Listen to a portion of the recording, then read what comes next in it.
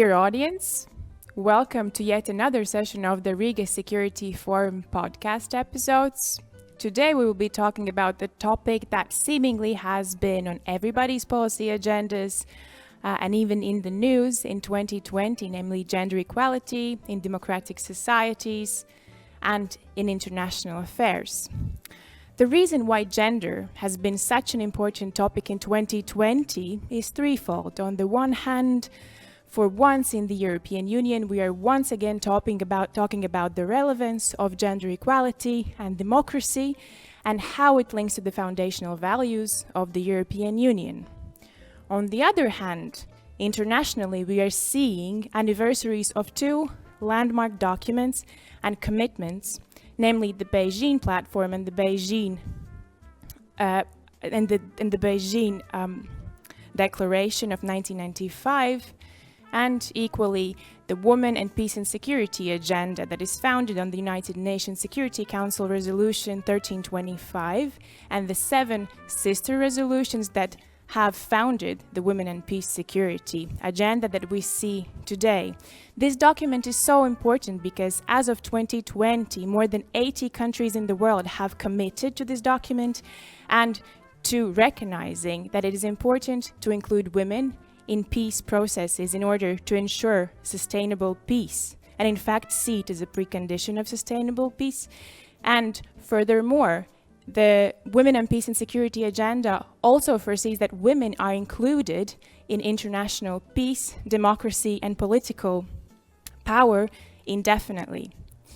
And thirdly, we have also seen COVID-19. Indeed, the global pandemic has left unprecedented marks on gender equality globally, and some even say stalled the progress. What we are seeing is increased withdrawal of women from the labor market in favor of care work, in favor of housework, which also leads to unpaid work. We are also seeing increased numbers of gender-based violence that affect families across the world. And for this reason, we have invited indeed the best experts of the field. Firstly, Her Eminency Clara Cabrera Brocero, Ambassador of Spain for Gender Equality and External Affairs. Welcome, Clara.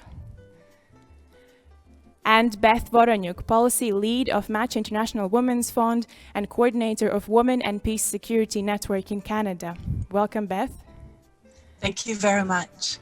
It is indeed my pleasure to moderate you. My name is Elizabete and I'm a researcher at the Latvian Institute of International Affairs. And now, without further ado, I would like to invite you to give an overview of the Women and Peace Security Agenda, firstly in Canada and then in Spain, if possible in that order. And please do look at what has already been done and what is still in the pipeline and what are our next steps.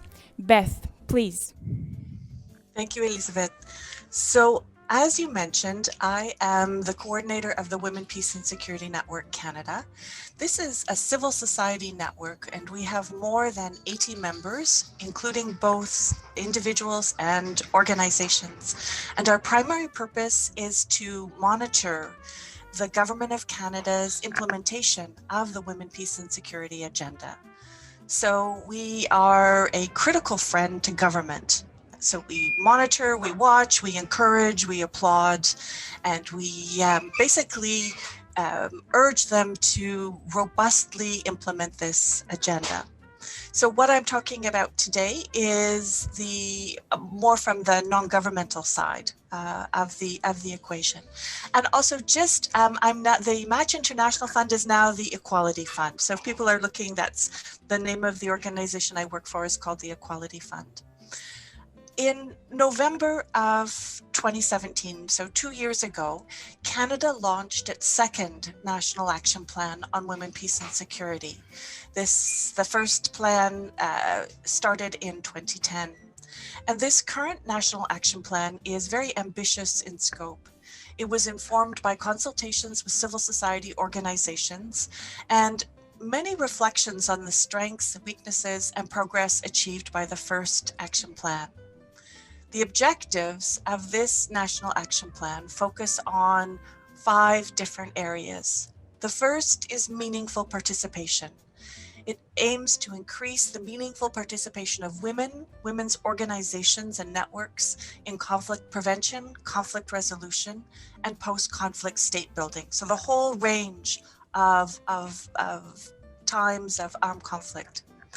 The second area of focus is looking at sexual and gender-based violence, which continues to be a devastating issue throughout conflict.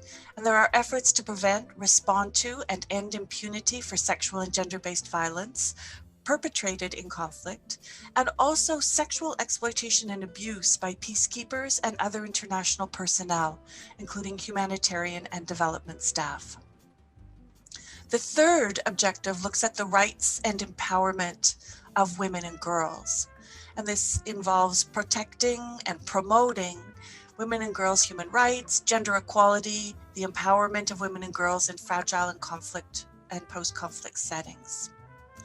The fourth objectives is around sexual reproductive health and rights.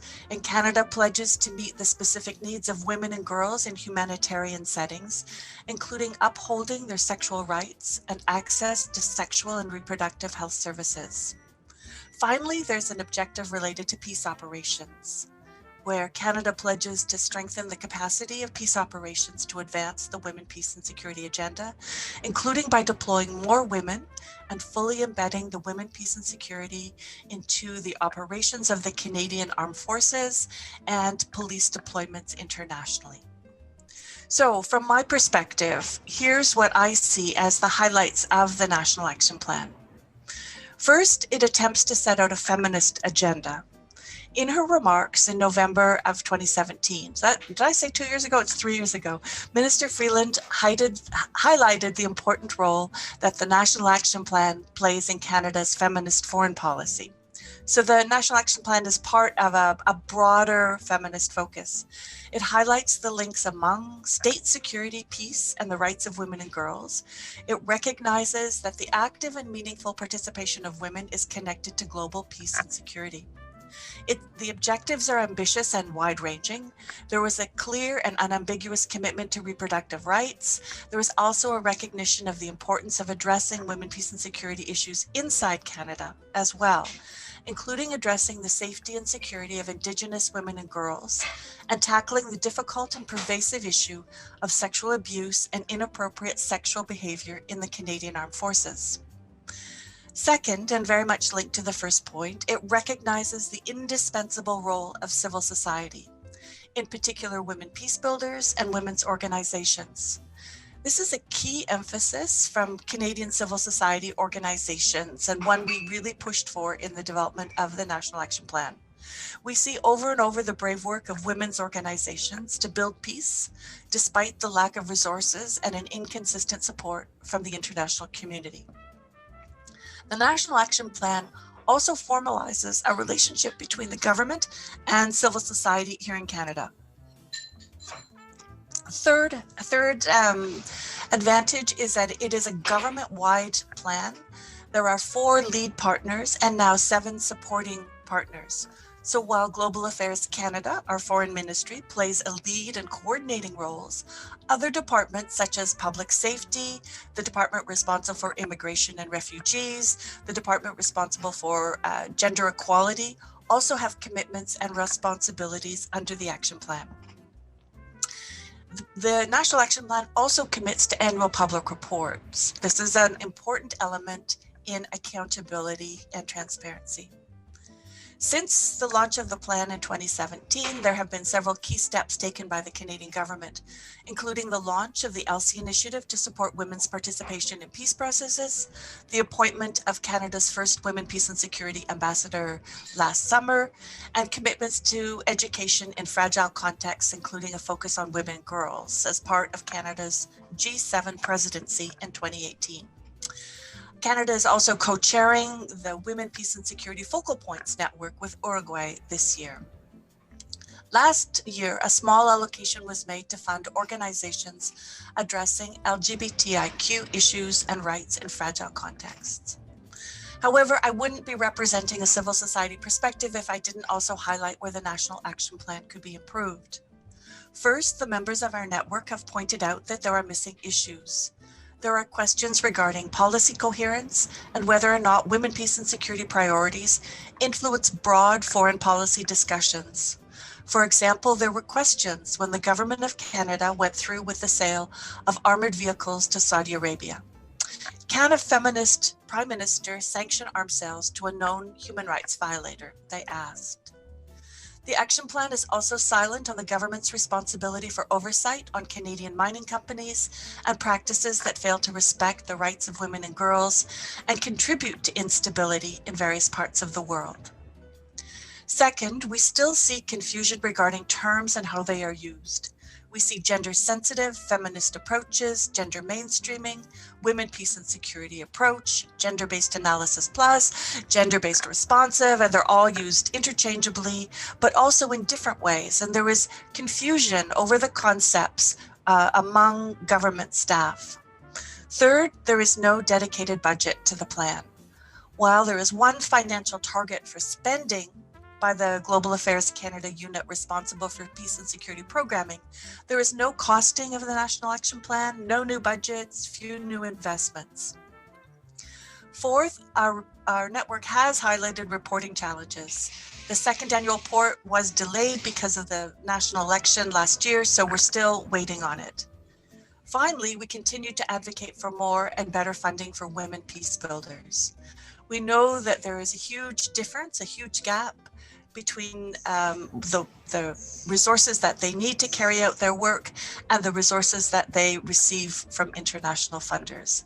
So hopefully that gives you a snapshot of some of the issues that Canada is working on, some of the initiatives that have been launched in recent years, and where as civil society we think more could be done. Thanks.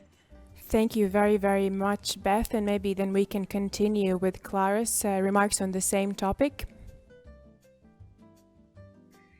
Thank you very much, Elisabetta, and also thank you to Beth for this wonderful remarks. It's always very enlightening to share these spaces with civil society platforms and organizations, because I think they give us a very good insight on how the agenda is moving forward and what challenges we face. Some of the things that I'm going to say have been already stated by Beth, precisely because I think Canada and Spain are two very much like-minded countries within the women, peace and security agenda, and also in their feminist foreign policies. As you know, Spain has declared to have a feminist foreign policy, and this is very much like Canada's cases, based also on the women, peace and security agenda. I would like to, in these remarks, I would like to talk more about Spain's leadership in the international fora, and then of course of our national action plan. But I think Beth has very much explained how our national action plan works. And as you know, women, peace and security agenda has been a priority for Spain for many years, but it was very specifically during our presidency of the United Nations Security Council in 2015. And there, what we did was to kick off some initiatives that we thought, and we still believe, that reinforced the institutional framework of the United Nations in order to act and to work further in the women, peace and security agenda. What did we do under our presidency? The first thing was that we presented the resolution 2242, which what it did, of course, I think it's a very ambitious resolution, but what it did 15 years after 2025 was to underline, as Beth was mentioning before, the importance of the participation of women in all phases of conflict. Of course, Resolution 1325 linked women with peace and security, and underlined the importance of pre-existing inequalities that were also a sign of alert for conflict. And it also, of course, mentioned the need for protection of women, specifically sexual and gender-based violence, and also the role of women in prevention. In Resolution 2242, what we did was to underline those aspects of participation, of the need to participation, We called on states and the United Nations to reinforce their commitments, and we also introduced some specific matters such as the role of women in countering and preventing violent extremism. So we thought it was a resolution that really moved forward the agenda. As you know, it had to that time the highest number of participations in the Council. We also, in the Security Council, we also had civil society participating in the open debate, which for us was a key matter, and it still is. With that resolution, we also put in place several mechanisms, specific and operational mechanisms of the United Nations. One of them has already been mentioned by Beth, which is the National Focal Points Network. And I would like also to underline the great job that has been done by Canada and Uruguay, especially this very difficult year. And they have held different events, virtual events, with the participation of a lot of women peace builders and women mediators, which was very, very interesting. But we also tried, as I said, to reinforce the operational work of the United Nations Security Council by creating an informal experts group in the Security Council. We chaired this group in the first year, in 2016. And this group has been working in several country situation analysis. So what it does is that the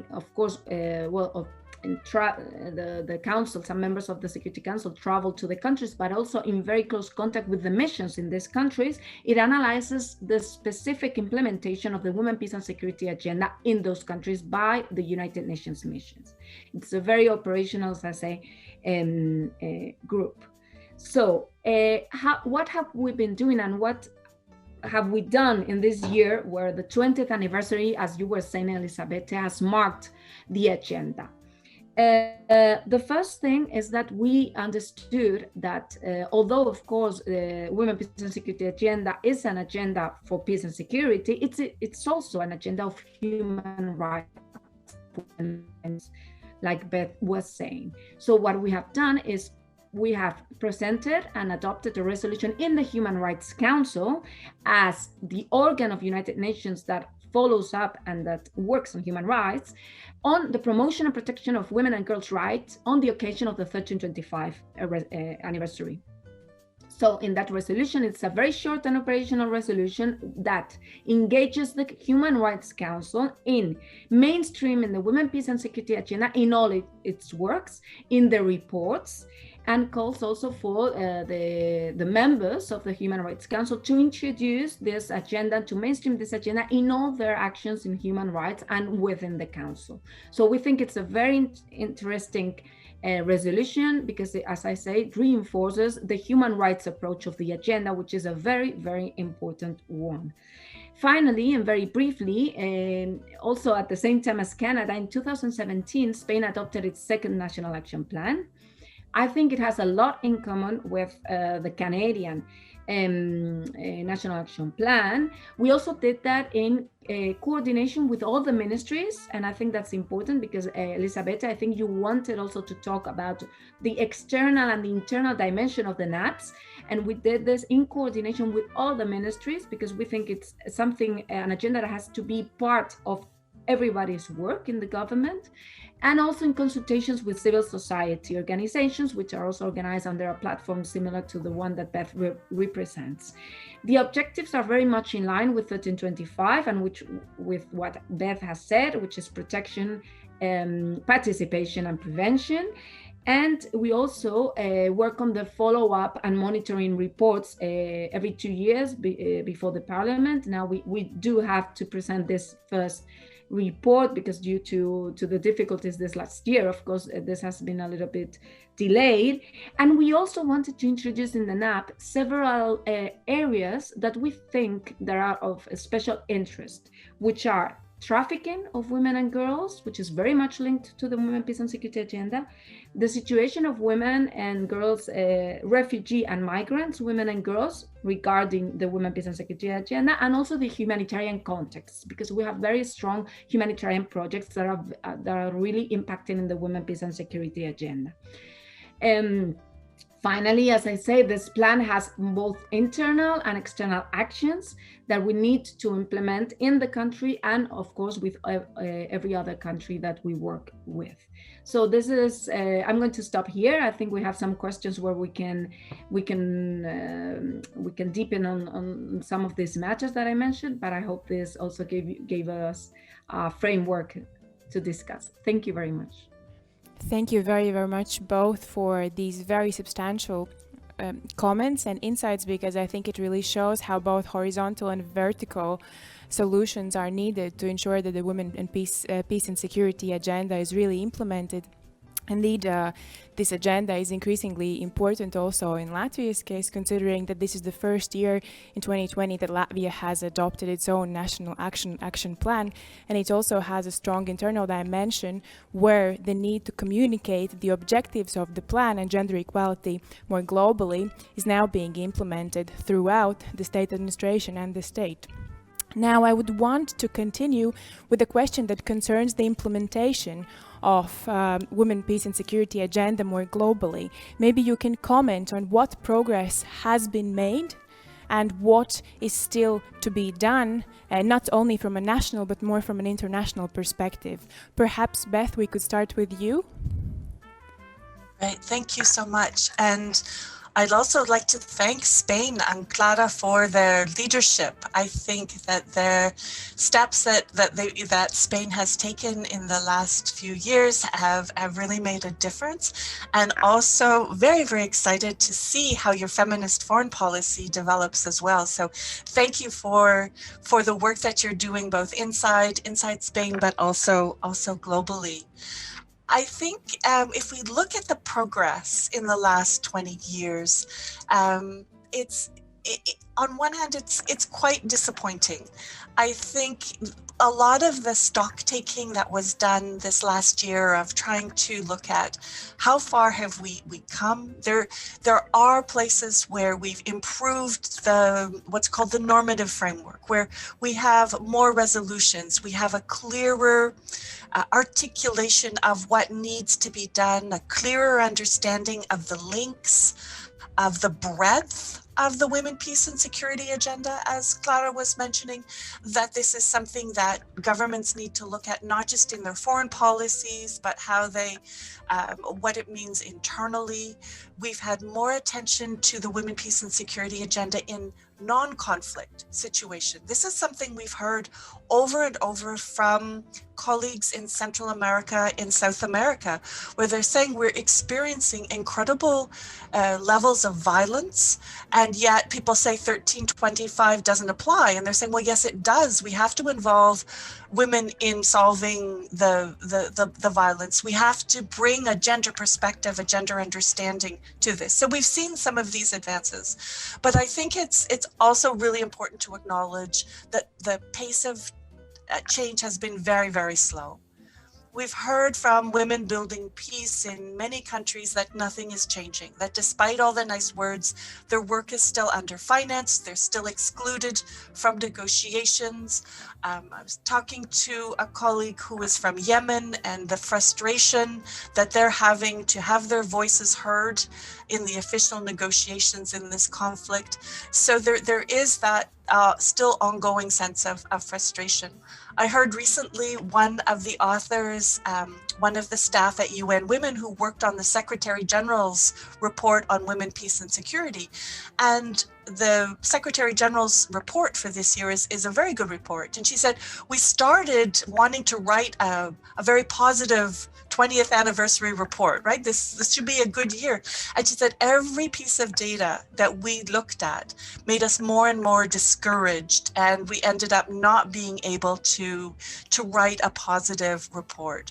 And I think added to some of the slow progress on women as mediators, women's participation, the ongoing prevalence of sexual violence, one of the really key issues highlighted in the Secretary General's report is the increasing growing presence of the arms trade and arms sales, that this is still a global issue that we have to tackle. That last year, I think they say global military spending reached $1.9 trillion. And this was the largest increase in a decade. And so there's now growing realization that we have to tackle some of the big issues related to global disarmament, not just, in addition to looking at women's participation in peace processes. Because as long as we continue to have massive investment in arms, as we've seen in the COVID-19 crisis, these do not make us safe. Jet fighters do not stop viruses, and we need the investments in healthcare, social security. These are the kinds of social infrastructure investments that will actually keep us safe and make us secure in the current environment. Thank you very much, Beth. Clara, maybe you can share your ideas. Yes, thank you very much. I would like to be a little bit more optimistic, although I completely share Beth's analysis. What I think is that now, for example, we have 5 countries that have declared to have feminist foreign policies. And I am deeply convinced that the Women, Peace and Security agenda has been the motto for that, has been moving a lot of things forward, even though things that, as Beth says, take time to have an impact on the ground. And that, I think, is where we really have to work, to have these decisions and this framework to have a direct impact as quickly as possible on the ground. But having women's and girls' rights linked to security and to peace and security was, of course, a major milestone 20 years ago, of course. To have now, 20 years after, 5 countries, and I think some will follow, that have feminist foreign policies and that have centered these foreign policies in the Women, Peace and Security agenda are great achievements.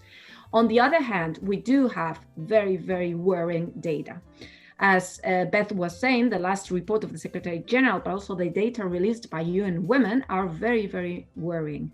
If I'm not mistaken, UN Women said that, their analysis said that only 6% of mediators are women, only 6% of negotiators are women, and 18% of the signatories for peace agreements are women. So we're still on a very, very low participation, and that is not only something that should worry all the countries that are committed to this agenda, but should worry every country, because we have stated, and that's another great achievement, how we have stated that if women do not participate in all phases of conflict, the peace agreements are not going to last and are not going to be sustainable. So I think there is where we really have to work. Beth was talking about some very discouraging examples. I would also like to say, and looking back at the last years, that we also have some more positive, although challenging examples, such as Colombia's process, where women and civil society organizations achieved to have not only a place at the table, but also gender content in the agreement, gender sensitive implementation. Of course, the implementation remains a challenge. Recently, we also had a light of hope where the political dialogue on Libya, where 17 women were taking part of this political dialogue. Of course, this is a very starting process, but we should look at it with this Women, Peace and Security agenda lens, no? And just finally, to just take on what you said, Elisabeth, also, I think it's so important to link Beijing to the Women, Peace and Security agenda. And I think we're all convinced about that, because as I said at the beginning, pre-existing inequalities are very strong barriers for women to participate, for women to fight against impunity for sexual violence and so many things. So if we do not have women participating in all the spheres of public life in every society, we won't have them participating in the solutions and in the prevention of conflict. So we do have to work on that too. And that's why the linkage of Beijing provisions and the Women, Peace and Security agenda is of the most important for us. Thank you. Absolutely. Thank you very, very much. And then perhaps picking up on this achievement side, perhaps you can give an overview of the feminist foreign policy of Canada and Spain, respectively, because this is definitely a topic which is very interesting for our audience. Sort of what are the main tenets and how perhaps it has even changed the foreign policy of Spain and Canada, respectively? Yes, thank you. That's a great question. And also just picking up on Clara's point on the importance of Beijing Declaration and Platform for Action and the work of in the Human Rights Council that Spain has led. I'd just like to add to that the importance of the Convention on the Elimination of All Forms of Discrimination Against Women, CEDAW. I think this is also another international mechanism. The committee has more and more looked at women, peace and security issues and is encouraging member states in their reporting on the convention to also report on women, peace and security issues. And I think the more we can bring all these human rights mechanisms and instruments together, the stronger the agenda and the work and the implementation is going to be, as Clara has mentioned. In terms of Canada's feminist foreign policy, we've just finished a consultation period where the government asked civil society for their inputs and submissions on a paper or a statement on feminist foreign policy. To date, even though Canada has said we have a feminist foreign policy, the basis of this policy is outlined in a number of separate documents, and there is not one overarching document yet that pulls it all together. So for the Canadian government, our feminist foreign policy includes our National Action Plan on Women, Peace and Security. As Clara mentioned, it's absolutely central and key, but it also includes, we've had for 3.5 years, a feminist international assistance policy, which outlines the tenets of our international aid, our international assistance. In 2017, we also had a new defense policy called Strong, Secure, Engaged, that looks at how there are several gender equality provisions in that.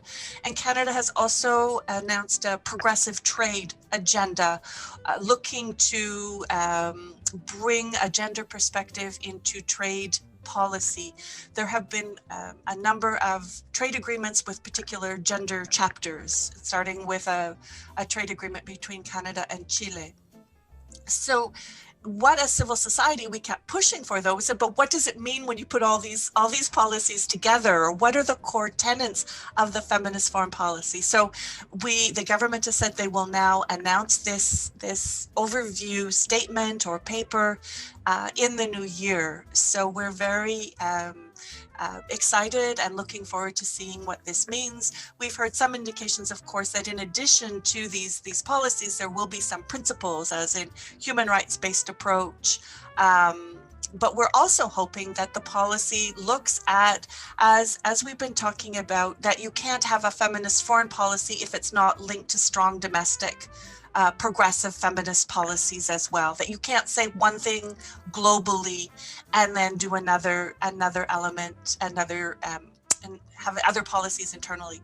The other thing as civil society that we've been pushing for is policy coherence across all foreign policy areas, that you can't just invest in or have one flagship program, but not bring a feminist perspective to everything you do. So certainly, as I mentioned earlier, one of the areas that has been of real concern is Canada's selling or allowing the sale of armored vehicles to Saudi Arabia and other arms deals. So there's been a lot of discussion on how do you bring this feminist lens or a feminist goal across all of foreign policy discussions and investments. And we're hoping that this will be one of the elements addressed in the paper that will be released in the new year. Highly, highly interesting and relevant. Thank you. Clara, perhaps you can also give an overview of the Spanish feminist foreign policy.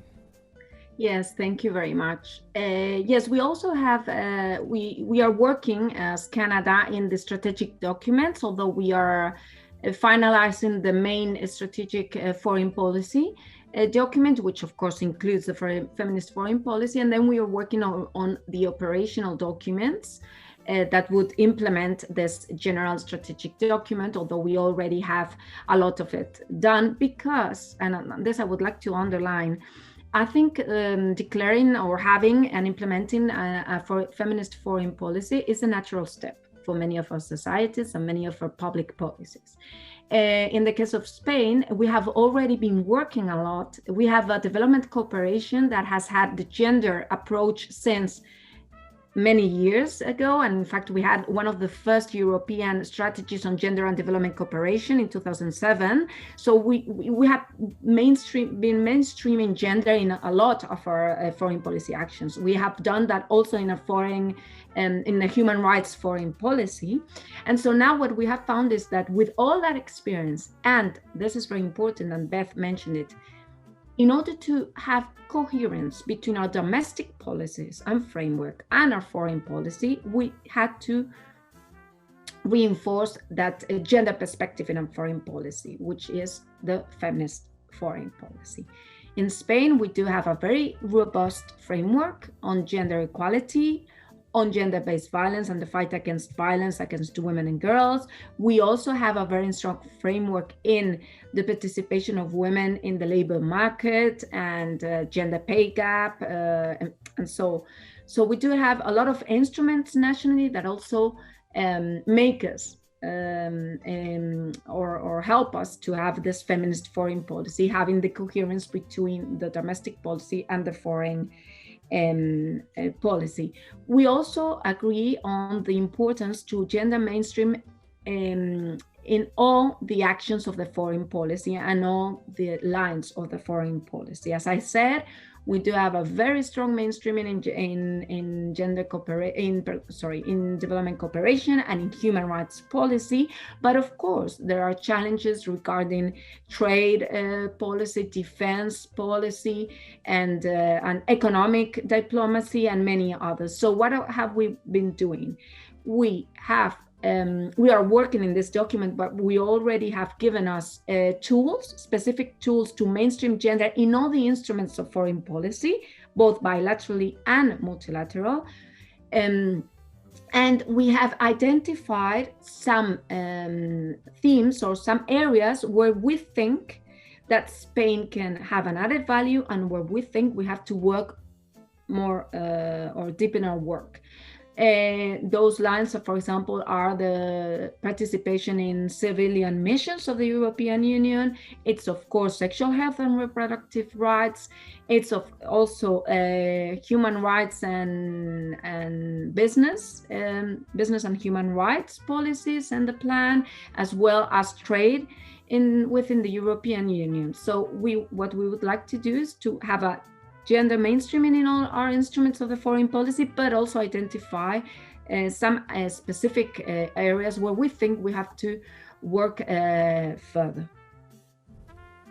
Thank you very much. And now perhaps picking up on this regional dynamics or the transatlantic space more broadly, I think the persistent question is why, in your opinion, we are seeing such a backlash against gender equality and gender equality enhancing policies in the European Union. And in fact, this trend seems to be stemming outside of the European Union more globally, when the discussion on gender is somehow becoming a symbolic glue for certain leaders or certain political parties to oppose the liberal paradigm. Maybe you can elaborate on your thoughts, and maybe we can then start from Clara this time. Thank you very much. Yes, we have talked about the balance of the women, peace and security agenda in the last 20 years, but this is very much affected, as well as Beijing, by some trends in the last years. And we have been seeing these trends in different formats, if you want to, for now almost 10 years. But it's true that this year, 2020, was the landmark of the anniversaries of Beijing plus 25, and some trends, opposition trends to women and girls' rights have been emerging, and of course have been, I think, reinforced this year because of the anniversaries. We have had difficulties and diverse opinions and in the multilateral arena. We have seen that in the CSW for years, but it's true that it has been, as I said, aggravated in the last years, where language on sexual health and reproductive rights mainly, but now also gender-based violence or gender equality was blocked by several countries. This has been difficult for the especially for the multilateral framework, because what we found ourselves doing for several years is to defend Beijing, not to move forward, to defend Beijing's language, and I think that's very, very worrying, because it has made, if you look at the different resolutions or conclusions in the CSW resolutions in the General Assembly or in the Human Rights Council, you see that we have advanced in some things, but mostly we have defended what was already agreed upon, because 25 years later, we do not have the consensus that we had in Beijing, and we have to work with that on a daily basis. For example, and I would only like to so illustrate this by an example. As you know, Spain presented the resolution on women, girls in the response to COVID in the General Assembly in the Third Committee just a month ago, and it was finally adopted and co-sponsored by more than 80 countries. But as you know, we had to work a lot in negotiating specifically some aspects of the resolution. We didn't want to go backwards. We didn't want a new resolution on girls and women's rights in the COVID-19 to be less than what we had agreed upon in the last years. So we had several elements that were very much discussed: sexual health and reproductive rights, once again, but also women rights defenders and peace builders, gender equality, gender-based violence, and the need to declare the protection services as essential within COVID-19, and many other things. So at last, and after 8 months of negotiation, the resolution was adopted. We are finding the same situation, or very similar, within the European Union, where, as you know, the Council conclusions documents and other documents are being blocked for precisely the references to gender equality. What we have been doing is we, of course, have to have a strategy, and we really have to work on defending those references, because if we find the European action, foreign action, for example, without this kind of documents and without gender equality approach, we will be going backwards, specifically in the European Union, which, as you know, gender equality has and is a main pillar of the foreign of the external action. And in this regard, and I'm going to finish now, I think it's very important that we have adopted the third gender action plan, which is it's a development cooperation document, but now it's also a very comprehensive document, political document that guides the foreign, the external and foreign action of the European Union.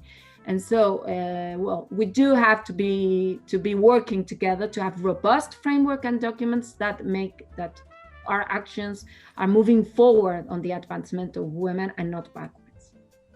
Thank you very much. Beth, perhaps a Canadian perspective?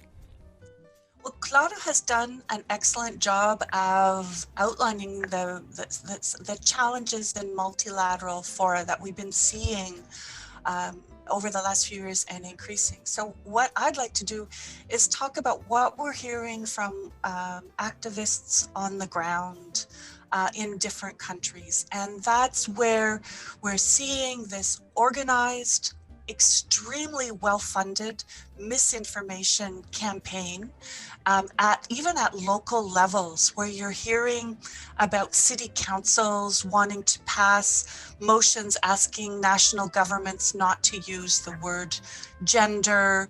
We're hearing that this is a anti-family campaign. It's often linked to the discussion around European values. And what is really, really disturbing is that it is not just a European phenomenon. This was the same I was really, really struck because I heard the same language in Ukraine being used in Colombia around the peace accord. So as Clara was mentioning, the peace accord had very progressive language on women's rights, on LGBTQ rights, and yet there was mobilization by sectors within Colombia during the referendum on the peace deal that led to the referendum failing, because there were people that said this was going to destroy families, this was going to have very negative consequences for life in Colombia. Exactly the same arguments in Colombia as we're seeing in Ukraine.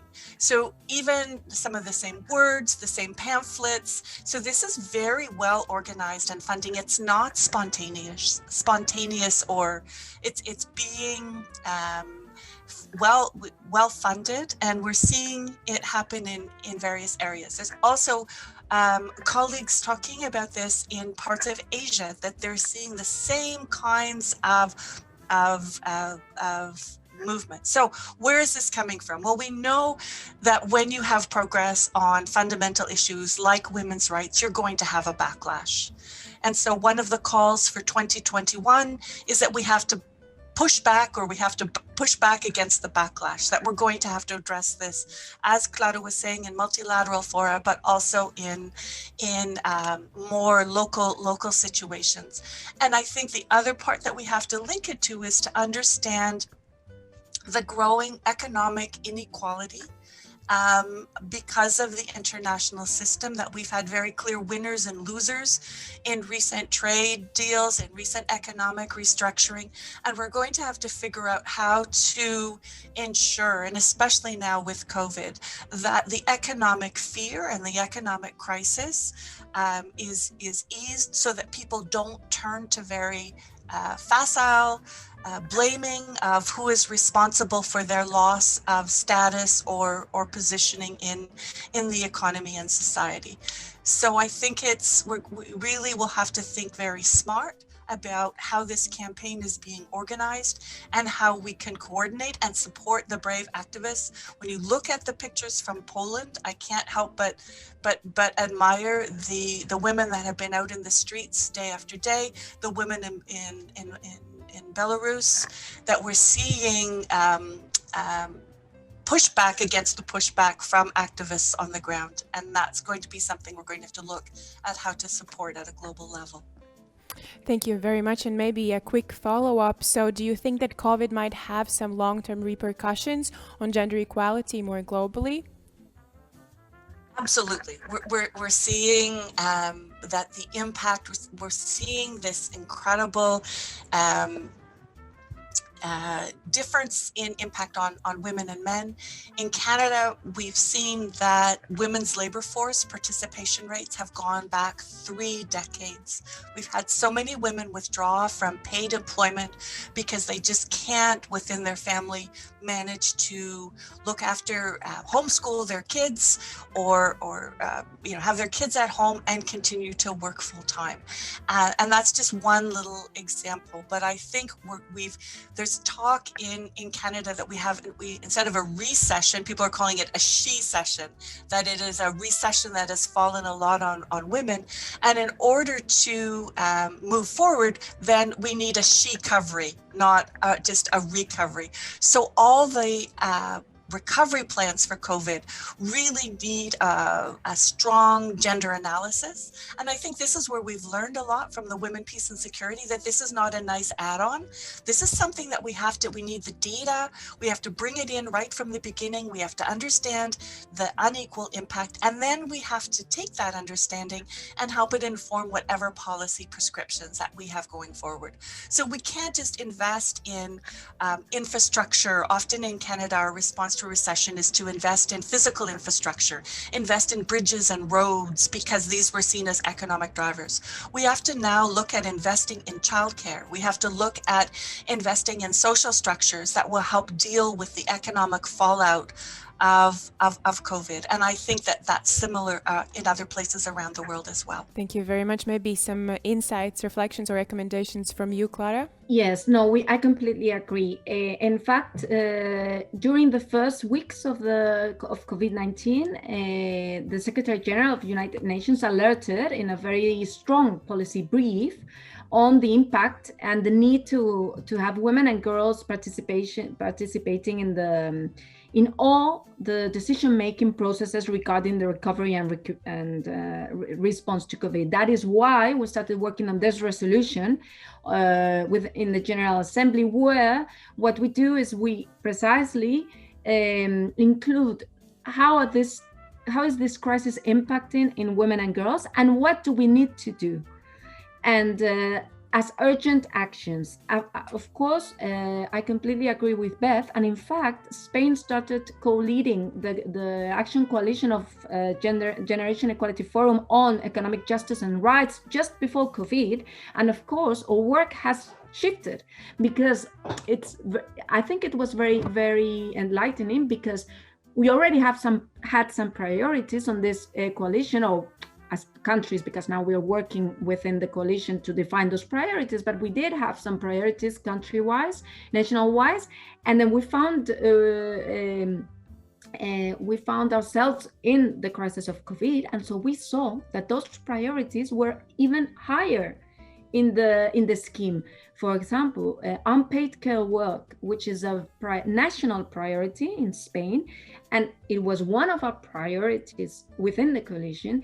And it has been a priority in the multilateral forum, because what we have seen is that unpaid care work is essential in our societies. And this crisis, as all crises, has also shown that women and girls are very much behind in opportunities in many areas. And the economic area is one of them. And one of the reasons is because of all the unpaid care work that carry women and girls in many countries, which is also very, very important. As Beth was saying, if we are already worried about the gender pay gap globally, this crisis is going to increase that gender pay gap terribly. I mean, Beth was talking about 10 years ago. Yeah, maybe we're going to see this gender pay gap as it was 10 years ago. We'll see. But what we have to do is to bring forward this recovery policies, stimulus packages, as social protection policies that really have a gender approach. As an example, we are, as you know, Spain and other countries are working on their national recovery plans. In our case, this plan has three axes, I think, or 4 axes, and one of them is gender equality and unpaid care work, precisely because of that. So we still have to work a lot. We have a lot to do, but we must bear in mind that COVID-19, of course, has an impact in women and girls and their participation, and policies that really help to build back better and not to leave anyone behind. And I completely agree with Beth that one of the main populations that are going to be very much impacted by this are women and girls. Thank you both very, very much for these incredibly insightful, important, and indeed timely remarks, because 2020 is really the year when we have seen so much discussion on this topic, and now approaching its end, we can reflect to what has been done, and indeed we already see that the agenda for the future is piling up. So I would like to take the opportunity to once again thank to our audience, and also take the time to say that the Latvian Institute of International Affairs has just published a book on women in foreign and security policy of Latvia. So we invite you to take a look on our website. Once again, thank you, Clara and Beth. And hopefully until next time, the best of luck.